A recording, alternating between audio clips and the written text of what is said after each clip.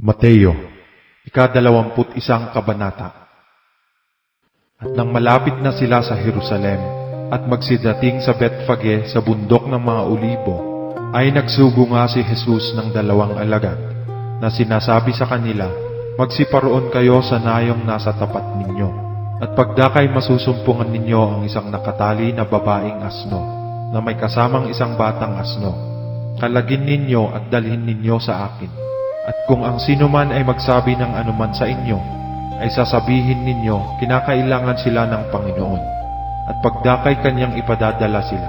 Nangyari nga ito upang matupad ang sinalita sa pamamagitan ng propeta na nagsasabi, sabihin ninyo sa anak na babae ng Sion, narito, ang hari mo'y pumaparito sa iyo, na maamo at nakasakay sa isang asno, at sa isang batang asno na anak ng babaeng asno." At nagsiparoon ang mga alagad at ginawa ang ayon sa ipinag-utos ni Jesus sa kanila.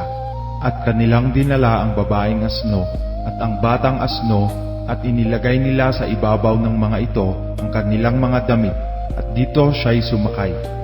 At inilalatag sa daan ng kalakhang bahagi ng karamihan ang kanilang mga damit at ang mga iba'y nagsiputol ng mga sanga ng mga punong kahoy at inilalatag sa daan.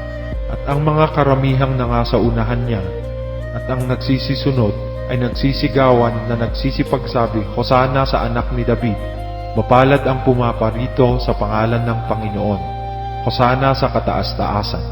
At nang pumasok si Jesus sa Jerusalem, ay nagkagulo ang buong bayan na nagsasabi, sino kaya ito?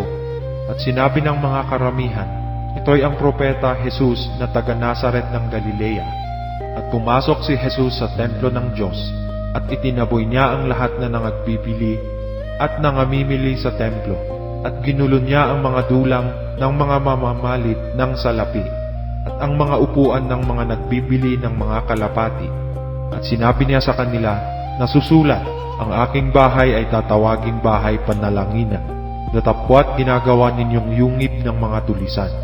At nagsilapit sa kanya sa templo ang mga bulag at mga pilay, at sila'y kanyang pinagaling.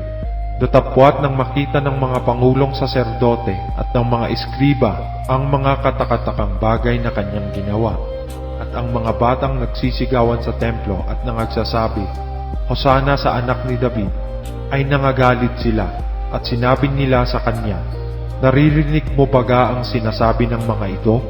At sinabi sa kanila ni Jesus, oo, kailanman bagay hindi ninyo nabasa, mula sa bibig ng mga sanggol at ng mga sumususo ay iyong nilubos ang pagpupuri. At sila'y kanyang iniwan at pumaroon sa labas ng bayan sa Betanya at nakipanuluyan doon. Pagka umaga nga nang siya'y bumabalik sa bayan, nagutom siya. At pagkakita sa isang puno ng igos sa tabi ng daan ay kanyang nilapitan at walang nasumpungang anuman doon, kundi mga dahon lamang. At sinabi niya rito, mula ngayon huwag kang magbunga kailanman. At pagdakay natuyo ang puno ng igos. At nang makita ito ng mga alagad, ay nangagtaka sila na nangagsasabi, ano't pagdakay natuyo ang puno ng igos? At sumagot si Jesus at sinabi sa kanila, katotohanang sinasabi ko sa inyo, kung kayo'y may pananampalataya at di mangag-aalinlangan, hindi lamang mga gagawa ninyo ang nangyari sa puno ng igos, kundi maging sabihin ninyo sa bundok na ito, mapataas ka at mapasugba ka sa dagat, ay mangyayari. At lahat ng mga bagay na inyong hihingin sa panalangin na may pananampalataya ay inyong tatanggapin. At pagpasok niya sa templo ay nagsilapit sa kanya ang mga pangulong saserdote at ang matatanda sa bayan, samantalang siya'y nagtuturo at nangagsabi, sa anong kapamahalaan ginagawa mo ang mga bagay na ito? At sino ang sa iyo'y nagbigay ng kapamahalaang ito? Sumagot si Jesus at sa kanila'y sinabi, tatanungin ko rin naman kayo ng isang tanong, na kung inyong sasabihin sa akin, ay sasabihin ko naman sa inyo kung sa anong kapamahalaan ginagawa ko ang mga bagay na ito. Ang bautismo ni Juan, saan baga nagmula? Sa langit o sa mga tao? Kanilang pinagkatuwiranan sa kanilang sarili, na nangagsasabi, kung sabihin natin sa langit, sasabihin niya sa atin, bakit nga hindi ninyo siya pinaniwalaan? Natapwat kung sasabihin sa mga tao, nangatatakot tayo sa karamihan. sapagkat kinikilala ng lahat na propeta si Juan. At sila'y nagsisagot kay Jesus at sinabi, "Hindi namin nalalaman." Kanyang sinabi naman sa kanila, "Hindi ko rin naman sasabihin sa inyo kung sa anong kapamahalaan ginagawa ko ang mga bagay na ito. Datapwat ano sa akala ninyo? Isang taong may 2 anak, at lumapit siya sa una at sinabi, 'Anak, pumaroon ka at gumawa ka ngayon sa ubasan.' At sinagot niya at sinabi, 'Ayaw ko.' Datapwat nagsisi siya pagkatapos at naparoon. At siya'y lumapit sa ikalawa at gayon din ang sinabi. At sumagot siya at sinabi, 'Ginoo, ako'y paroroon at hindi naparoon.' Alin baga sa dalawa ang gumanap ng kalooban ng kanyang ama?" Sinabi nila, "Ang una." Sinabi sa kanila ni Jesus, "Katotohanang sinasabi ko sa inyo, na ang mga maniningil ng buwis at ang mga patutot ay nangauuna sa inyo ng pagpasok sa kaharian ng Diyos. Sapagkat naparito si Juan sa inyo sa daan ng katuwiran, at hindi ninyo siya pinaniwalaan. Datapwat pinaniwalaan siya ng mga maniningil ng buwis at ng mga patutot. At kayo, sa pagkakita ninyo nito, ay hindi man kayo nangagsisi pagkatapos, upang kayo'y magsipaniwala sa Kanya. Pakinggan ninyo ang isa pang talinghaga. May isang tao na puno ng sangbahayan na nagtanim ng isang ubasan at binakuran niya ng mga buhay na punong kahoy sa palibot, at humukay roon ng isang pisaan ng ubas at nagtayo ng isang bantayan, at ipinagkatiwala yoon sa mga magsasaka at napasa ibang lupain. At nang malapit na ang panahon ng pamumunga, ay sinugo ang kanyang mga alipin sa mga magsasaka upang tanggapin ang kanyang bunga.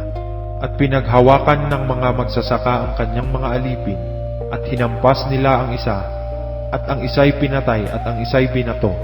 Huling sinugo niya ang ibang mga alipin na mahigpit pa sa nangauna, at ginawa rin sa kanila ang gayon ding paraan. Datapwat pagkatapos ay sinugo niya sa kanila ang kanyang anak na lalaki, na nagsasabi, "Igagalang nila ang aking anak." Datapwat nang makita ng mga magsasaka ang anak, ay nangag-usapan sila, "Ito ang tagapagmana, halikayo, siya'y ating patayin at kunin natin ang kanyang mana." Siya'y hinawakan nila at itinaboy siya sa ubasan at pinatay siya. Pagdating nga ng Panginoon ng ubasan, ano kaya ang gagawin sa mga magsasakang yaon? Sinabi nila sa kanya, "Pupuksaing walang awa ang mga tampalasang yaon, at ibibigay ang ubasan sa mga ibang magsasaka na sa kanya'y mga bibigay ng mga bunga sa kanilang kapanahunan." Sinabi sa kanila ni Jesus, "Kailanman bagay hindi ninyo nabasa sa mga kasulatan, ang batong itinakwil ng nangagtayo ng gusali, ang siya ring ginawang pangulo sa panulong. Ito'y mula sa Panginoon at ito'y kagilagilalas sa harap ng ating mga mata. Kaya nga sinasabi ko sa inyo, aalisin sa inyo ang kaharian ng Diyos at ibibigay sa isang bansang nagkakabunga. At ang mahulog sa ibabaw ng batong ito ay madudurog. Datapwat sino mang kanyang malagpakan ay pangangalating gaya ng alabok." At nang marinig ng mga pangulong saserdote at ng mga Pariseo ang kanyang mga talinghaga, ay kanilang napaghalata na sila ang kanyang pinagsasalitaan. At nang sila'y nagsisihanap ng paraang siya'y mahuli, ay nangatakot sila sa karamihan sapagkat ipinalalagay nito na siya'y propeta.